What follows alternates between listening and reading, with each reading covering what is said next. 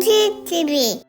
안녕하세요. 다롱쥐TV 윤다롱쥐입니다. 오늘은 다낭 패키지 여행 컨텐츠를 한 번 더 다뤄보도록 하겠습니다. 저희 회사에는 1년에 한 번씩 우수 직원들을 선발을 해서 해외 연수를 보내주는 프로그램이 있습니다. 올해 제가 우수 직원으로 선발이 돼서 다낭에 한 번 더 다녀올 수 있는 기회가 생겼습니다. 물론 뭐 우수 직원이라기보다는 돌아가면서 차수가 오면은 다녀올 수 있는 그 기회가 있는데요.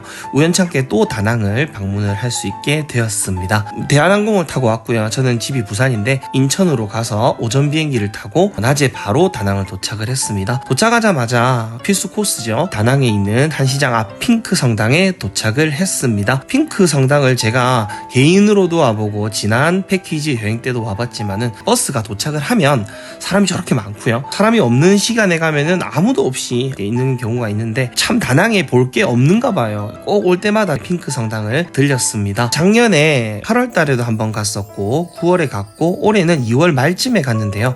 2월 말에 지금 갔을 때 제일 날씨가 좋았었습니다. 그래서 핑크 성당을 보고 난 다음에 지난 패키지 여행 때 맨 마지막에 들렸었던 영흥사에 들렸습니다. 그 당시에 제가 왔었을 때는 너무 덥고 습해서 엄청 힘들었던 기억이 있습니다. 그래서 영상을 담긴 담았는데 그 영상을 찍으면서도 아주 기분이 안 좋고 짜증스러웠던 기억이 있는데 이번에 왔을 때는 날씨가 너무 괜찮고 선선하다 보니 영상을 찍을 여유도 있었습니다. 지난번에 왔었을 때는 발견을 못했었는데 원숭이들이 있더라고요. 여행객들이 가면 이 원숭이들을 조심을 하는 게 좋다고 합니다. 저희가 먹고 있는 간식이라든지 가방을 뒤지기도 하고요. 개들이랑 싸우는 모습을 볼 수도 있습니다. 그래서 되도록이면 가까이 가지는 말라고 당부를 했습니다. 영흥사에서 보면 다낭의 미케비치 그리고 호텔존들을 저렇게 볼 수가 있습니다. 풍경이 너무 예뻐서 제가 영상에 한번 담아봤습니다.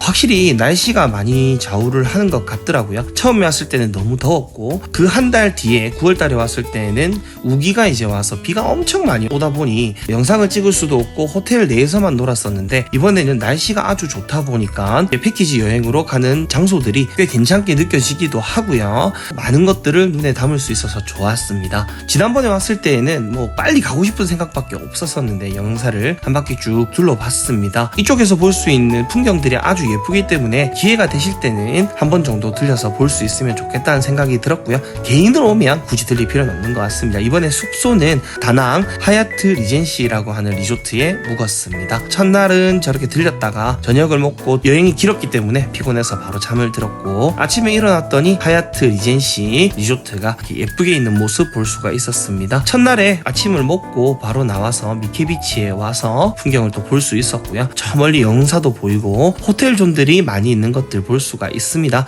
다낭의 미케비치는 비치 자체는 아주 예쁘지만 바다 수영을 하지는 않습니다. 지난번에 왔을 때 저는 바나힐을 들리지를 않고 골프를 치러 갔었는데 이번에는 선택사항은 없었기 때문에 둘째 날에는 바나힐 국립공원이라고 하는 곳을 왔습니다. 지난번에 못 와서 굉장히 아쉬웠었는데 이번 기회에 들릴 수 있어서 좋았고요. 바나힐 국립공원을 가면 꽤 놀 것들도 많고 볼 것들이 많다라는 얘기를 들어서 상당히 기대가 되었습니다. 입구도 아주 크게 지어놔가지고 볼 것들이 많이 있었고요. 바로 케이블카를 타고 올라가게 됩니다. 케이블카를 타러 올라가는 길도 아주 길고요. 어쨌거나 조금 많이 걸어야 되는 단점은 있습니다. 그럼에도 불구하고 2월 말에 갔더니 날이 선선했기 때문에 땀이 엄청 많이 난다거나 그런 느낌은 아니었습니다. 제 앞에 걸어가고 계신 분이 저희 가이드님이신데 여자분이신데 긴팔을 입고 있는 게 보이시죠? 특히 바나힐 국립공원을 갈 때는 케이블카를 타기 전에는 반팔을 입고 있다 하더라도 케이블카를 타고 아주 높이 올라가기 때문에 올라가면은 아주 선선하기도 하고 쌀쌀하게 느낄 수도 있습니다. 그래서 가실 때에는 혹시 뭐 패키지가 아니더라도 개인으로 가시게 되는 분들은 바람막이라든지 이런 것들 반드시 챙기는 것들이 필요할 것 같습니다. 앞에 보시면 반팔을 입으신 분들도 있지만 긴팔을 입고 계신 분들도 있죠.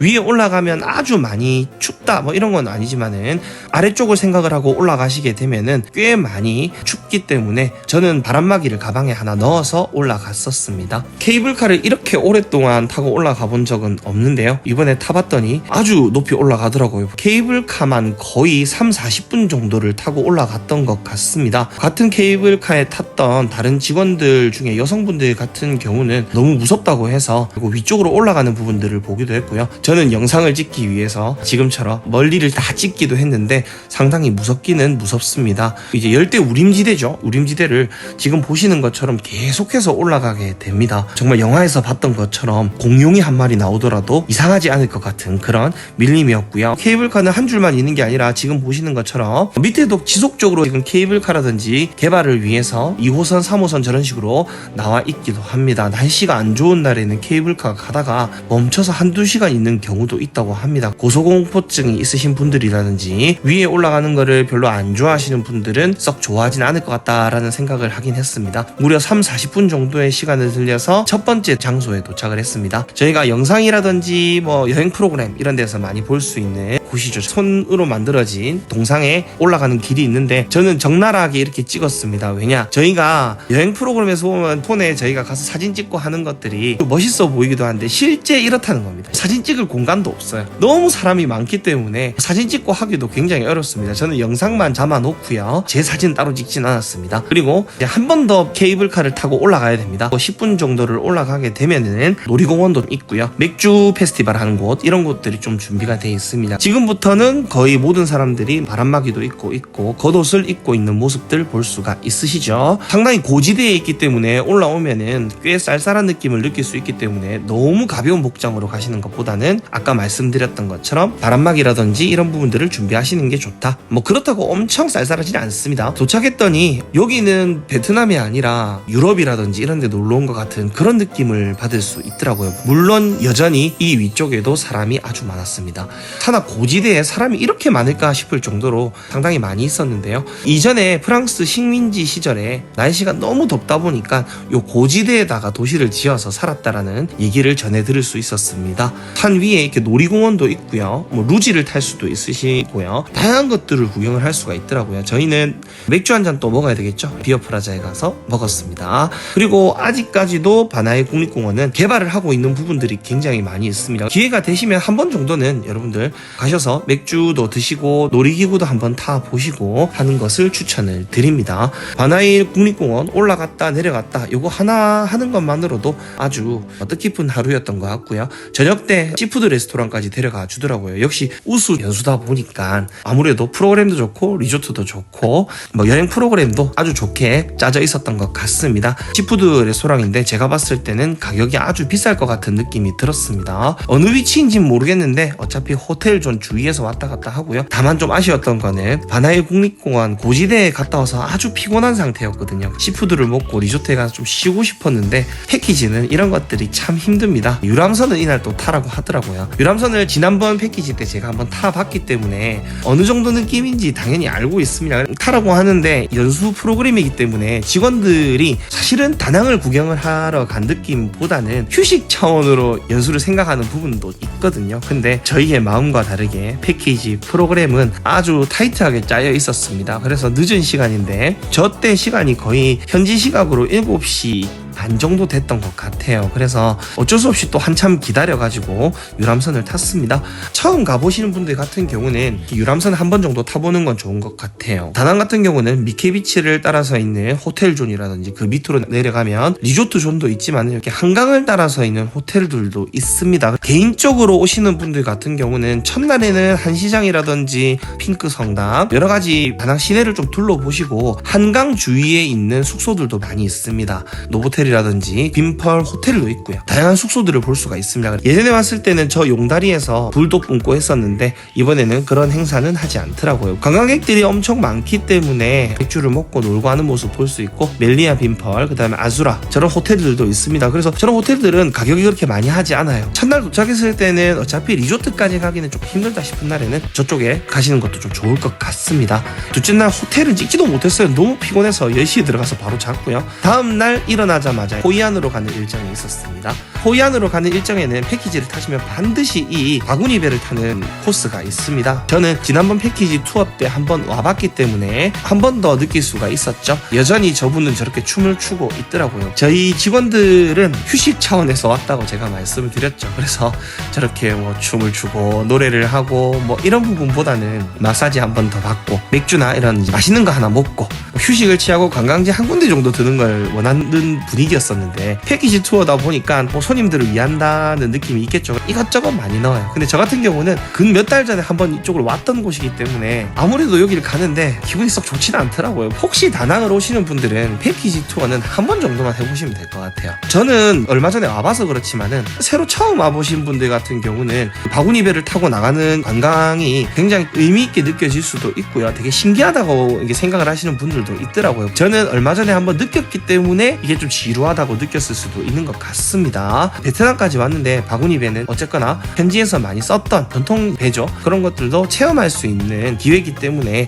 한 번 정도는 여러분들 느껴보시는 것도 필요한 것 같습니다. 여전히 많은 관광버스들이 와가지고 한국 분들 아주 많으시고요. 뭐 중국 분들도 아주 많이 있습니다. 저렇게 또 노래기계 틀어놓고 춤을 추죠. 박수를 치고 있는 모습 볼 수가 있는데 직원들이 박수를 치긴 치지만 영혼이 별로 없습니다. 올라가 있는데 뭐 부르니까 올라가긴 올라갑니다. 타국이니까 저희가 할 수 있는 거죠. 근데 박수만 쳐주고 금방 내려가죠. 호응은 해줘야 되고 오히려 저희가 뭐 저 사람들하고 놀아주는 그런 느낌도 좀 받기는 했습니다. 다낭에 오면 바구니배 패키지 투어에는 반드시 들어가는 코스입니다. 가끔은 바구니배를 선택관광으로 하는 경우들이 있더라고요. 초저녁에는 호이안으로 왔습니다. 저는 호이안 오는 걸 아주 좋아합니다. 왜냐면 아무래도 다낭 시내보다는 높은 건물도 있지 않고요. 뭔가 운치 있는 느낌을 받을 수가 있거든요. 물론 사람마다 여행을 하는 방법이 다 다르고요. 좋아하는 게 다르기 때문에 저는 이런 거를 좀 좋아하긴 합니다. 날씨가 좋아서 그런지 사람이 엄청 많더라고요. 발 디딜 곳이 없었습니다. 8월 달에 왔을 때는 더운데 사람이 엄청 많아서 괴로웠는데 그때보다 이번에는 사람이 더 많았습니다. 더 많아가지고 자유시간을 거의 2-3시간 가까이를 주더라고요. 저는 사실은 개인적으로는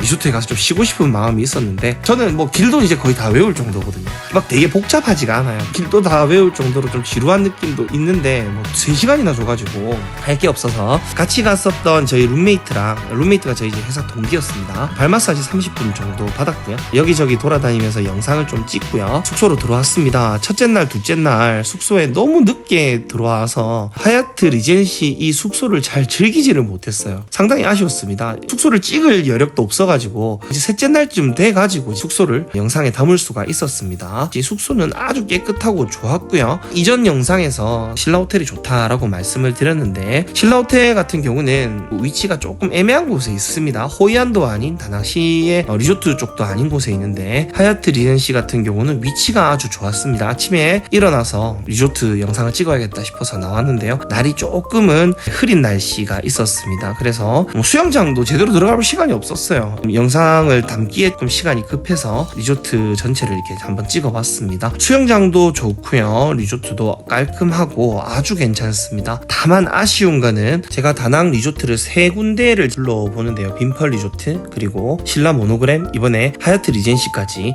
3군데를 왔는데 3곳 다 수영장이 미온수가 아니고 그냥 찬물입니다. 그냥 찬물이어서 수영장 물이 너무 차가워서 들어가고 싶지도 않더라고요. 보니까 날씨가 좀 선선했기 때문에 당연히 미온수일 거라고 생각을 했는데 물이 너무 차가워서 좀 당황을 했습니다. 여러분들께서 리조트를 선택을 하실 때도 미온수가 되는지 안 되는지 여부도 아주 중요할 것 같습니다. 조식이 굉장히 맛있었어요. 근데 찍을 시간이 없어서 마지막 날에 급하게 찍었습니다. 그럼 여행을 가면 다양한 사람들과 갈 기회가 있죠. 이번에는 회사 동기랑 룸메이트였는데 이 동기가 상당히 소식을 하는 친구입니다. 같이 식사를 하는데 너무 힘들었어요. 왜냐면 저는 조식을 오면 이것도 먹어보고 저것도 먹어보고 하고 싶은데 이 친구는 빵 하나에 샐러드 조금 가지고 오고 커피 한 잔 먹고 끝입니다. 근데 저는 다양한 음식들을 먹어보고 싶은데 앞에서 기다리고 있는데 오랫동안 먹기가 사실은 조금 그렇더라고요. 그래서 이번에 조식이 괜찮은 게 많이 있는데 많이 즐기지 못했습니다. 비빔밥 꼭 먹어보고 싶었는데 먹어보지도 못했어요. 치즈나 디저트 종류, 과일, 팬케이크, 시리얼 종류 다양한 것들이 잘 준비가 되어 있었습니다. 조식은 빈펄 리조트만큼도 괜찮았고요. 신라 모노그램도 괜찮기는 했는데 이 하얏트 리젠시 같은 경우도 아주 괜찮았습니다. 다낭에 5성급 정도 되는 리조트들은 한국인들이 많이 오기 때문에 김치도 준비가 되어 있고 음식들이 대체로 괜찮다 이렇게 생각을 하시면 될 것 같습니다. 호불호는 있을 수 있겠죠. 당연히 뭐 현지식도 섞이기 리조트이기 때문에 호불호가 있을 수는 있겠지만은 기본적으로 맛이 아주 괜찮다 이렇게 생각을 하시면 될 것 같고요. 9성급 이상 리조트 가면은 기본적으로 저희가 쌀국수라든지 계란 후라이라든지 시리얼 종류, 디저트 종류는 괜찮게 먹을 수가 있다. 다만 뭐 빵 종류는 제 기억에는 신라 모노그램이 아주 괜찮았던 것 같고, 한식이나 쌀국수 이런 것들은 기본적으로 다들 괜찮았던 것 같습니다. 근데 하얏트 리젠시 같은 경우는 비빔밥이 있었던 점이 아주 장점이었다, 이렇게 좀 말씀을 드릴 수가 있겠습니다. 많이 못 즐겨서 아주 아쉽다라는 생각이 들었습니다. 다음 기회에 제가 다낭에 여행을 오게 되면 하얏트 리젠시를 한번 선택을 해볼 것 같아요. 가격이 모노그램이라든지 빈펄보다 5만원 정도가 싸더라고요. 근데 퀄리티라든지 깨끗한 거나 이런 것들은 아주 괜찮았던 것 같습니다. 나오면서도 리조트 전경들을 찍는데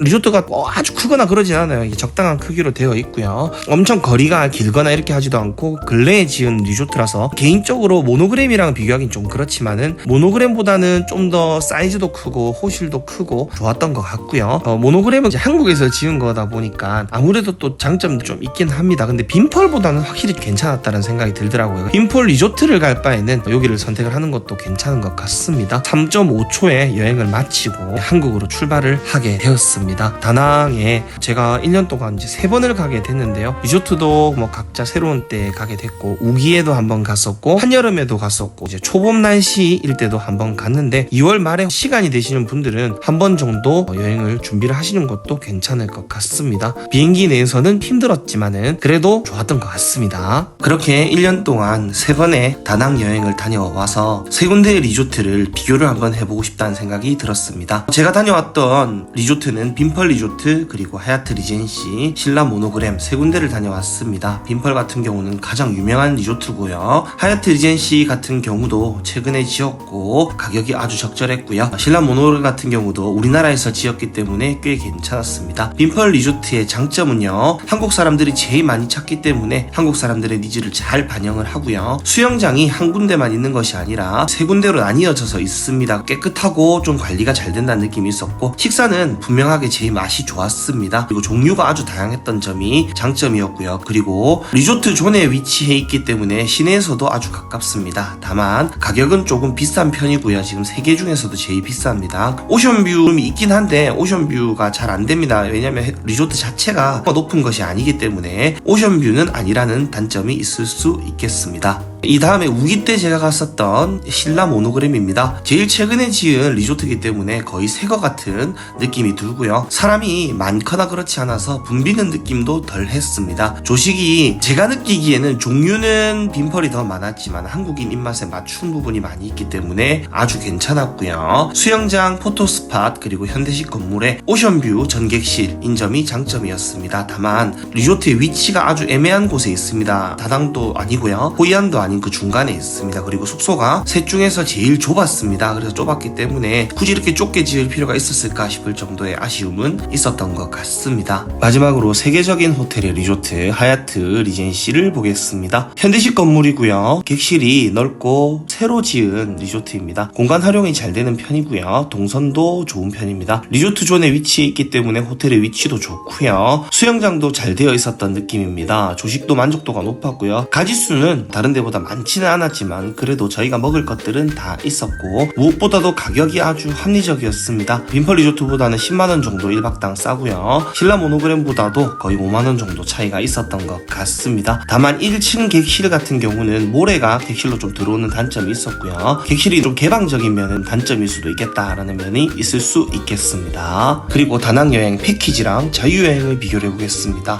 다낭이 처음이거나 베트남도 처음 가보신다면, 그리고 준비할 시간이 별로 없거나 이러신 분들, 가이드의 설명 따라다녀서 수동적으로 하는 여행을 좀 즐기시는 분들, 식당 같은 경우도 한국 사람 입맛에 조금 맞춰져 있는 음식들을 원하신다면, 타국에서의 리스크, 특히 동남아에서 좀 도둑이라든지 뭐 물건을 잊어버린다든지 치안적인 부분을 걱정을 하신다라고 생각을 하면은 패키지 투어를 선택하시는 게 더 좋을 것 같습니다. 자유여행 같은 경우는요, 해외여행을 내가 좀 많이 다녀봤거나 스스로 계획을 하고 움직이는 것을 선호하거나 베트남이나 동남아 여행을 좀 해보신 분들, 그리고 그리고 현지식도 나는 잘 먹고 한식도 내가 스스로 조절을 해서 좀 먹고 싶다 라고 생각하시는 분들, 그리고 액티비티, 리조트, 마사지를 합리적인 가격으로 좀 패키지보다 싸게 즐기고 싶다 하시는 분들, 그리고 쇼핑을 강제적인 것보다는 내가 찾아다니면서 합리적인 가격으로 하고 싶다라고 생각하시는 분들 같은 경우는 자유여행을 선택을 하시면 될 것 같습니다. 사람에 따라서 선택은 좀 다를 것 같고요. 다낭을 패키지 여행으로 간다면 체크할 포인트는요,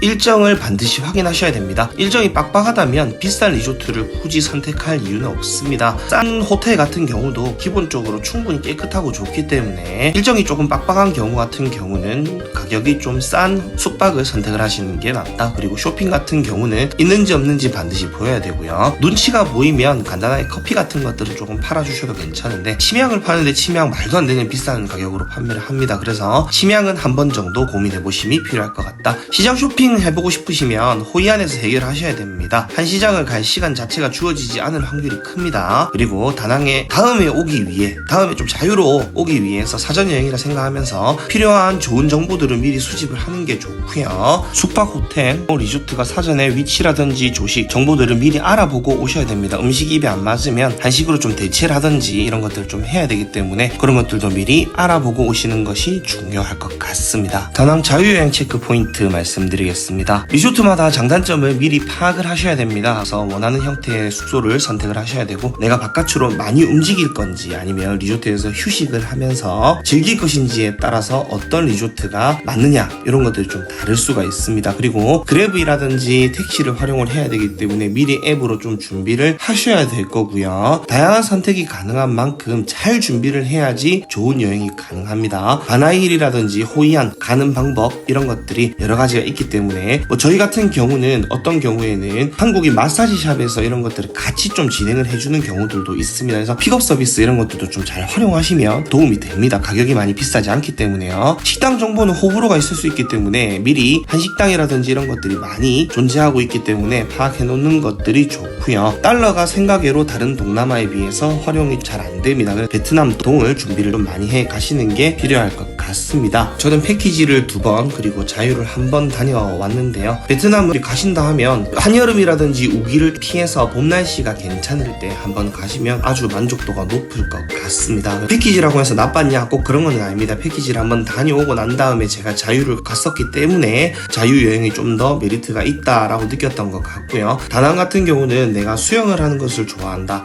액티브한 액티비티를 좀 좋아한다 하시는 분들한테는 조금 비추천이 될 만한 여행지인 것 같습니다. 해양 스포츠나 이런 것들을 할 곳이 많지는 않기 때문에 수영장이라든지 리조트를 좀 즐기고 맛있는 거 먹고 마사지를 받으면서 휴양과 간단한 관광 정도를 하고 싶다라고 하시는 분들이 좋아하실 것 같아요. 다만 한국에서 갈 수 있는 비행도 아주 많고요. 가격이 그렇게 비싸지 않습니다.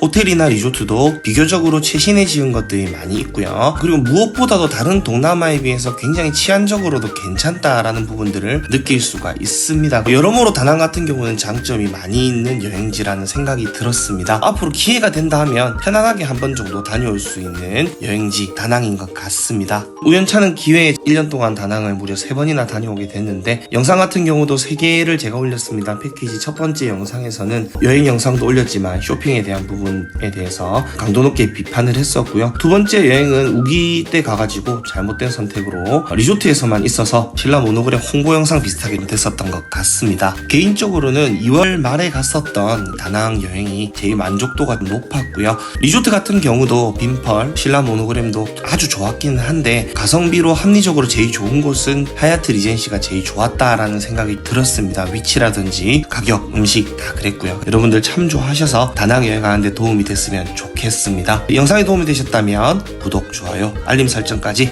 부탁드릴게요. 안녕.